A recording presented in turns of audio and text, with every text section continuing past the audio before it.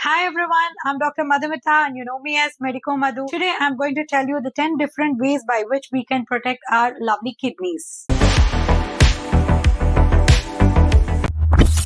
Number 1. Fluids and more fluids. What do I mean by fluids? You need to hydrate yourself as much as possible. So how does the fluid help us? First, of course, we are going to detoxify our body. Second, it prevents you from developing a urinary infection or whether it's a kidney stone formation.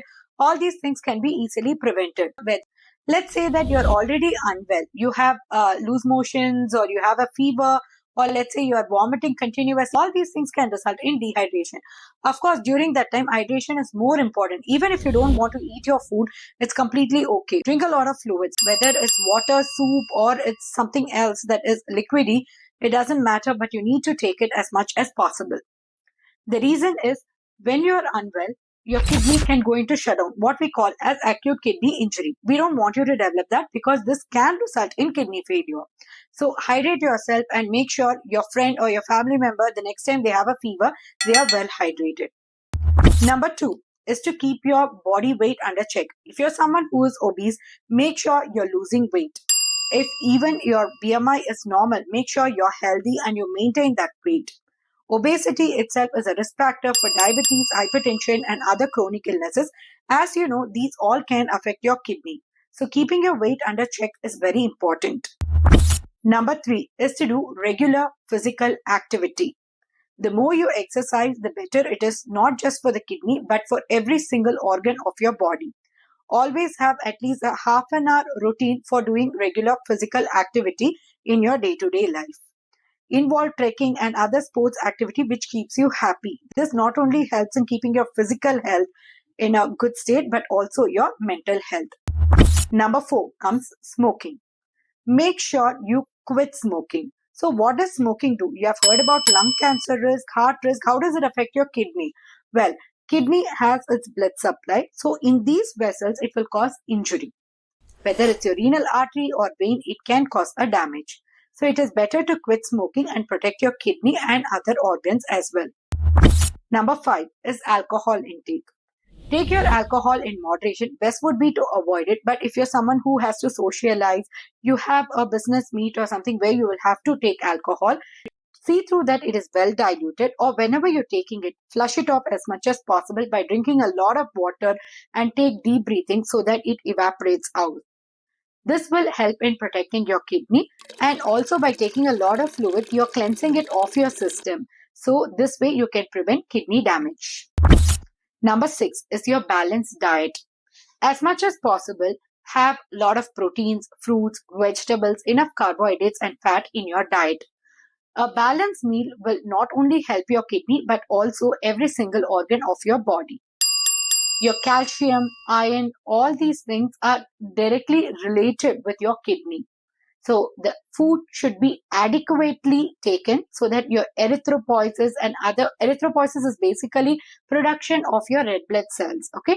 So not just this, but also your calcium metabolism, phosphorus metabolism are all directly related. So taking a balanced meal will help in this functioning as well. Your kidney is also involved with electrolyte balance like your sodium, potassium and all. So any overload should be prevented and even deficiency has to be prevented by taking a balanced meal. Number 7 is your sugar control. Diabetes, as you know, is a risk factor for kidney disease. So how are you going to control it? Well, make sure that your sugars are always maintained in the normal range. Your HbA1c target should always be less than 7 and your fasting sugar should always be targeted to less than 120 and your postprandial should always be targeted to be less than 180. So, you know, all the lifestyle changes that you have to follow for diabetes, kindly follow that. Avoid junk food, avoid sugary stuffs, keep yourself physically active, reduce your stress levels and have good quality of sleep and take your medication in time so that your sugars are under control. Number 8 is your hypertension. Not just diabetes, even hypertension will harm your kidney. So how are you going to take care of this? Well, low salt diet is a must. You have to have a good amount of potassium in your diet. So having adequate amount of fruits, vegetables, avoiding added salt in the form of junk food like chips or adding salt to your salads or pickle, all these things can definitely help you. Apart from this, you have to make sure that you are exercising regularly, your diet is balanced, and your stress is reduced to keep your hypertension also under control. Your heart health, your kidney health are all interrelated. Number 9 is over the counter medication, especially painkillers. Painkillers damage your kidney directly. Always remember, the next time you go to buy a painkiller, it not only kills your pain but also your kidney. So do not take the medication until and unless it's prescribed by your doctor. Even when your doctor prescribes it, take it only for the prescribed period of time. Do not overdo it. If you have persistent pain despite taking the medication, make sure that you are informing about it to the doctor so that he can do other protective or preventive care. Last but not the least, the 10th point is to check your kidney health at regular intervals.